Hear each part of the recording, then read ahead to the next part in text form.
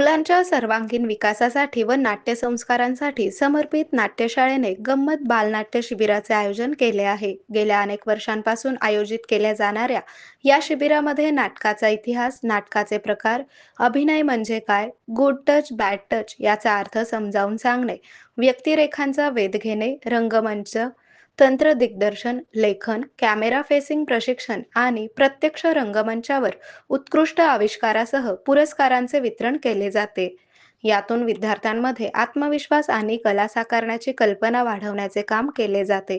तर या शिबिरात जास्तीत जास्त विद्यार्थ्यांनी सहभाग नोंदवावा असे आवाहन या शिबिराचे संयोजक, सिने व नाट्य अभिनेते आमिर तडवळकर व अश्विनी तडवळकर यांनी केले आहे. या शिबिरात सहभागी होण्यासाठी 9921 907642 या क्रमांकावर संपर्क साधा.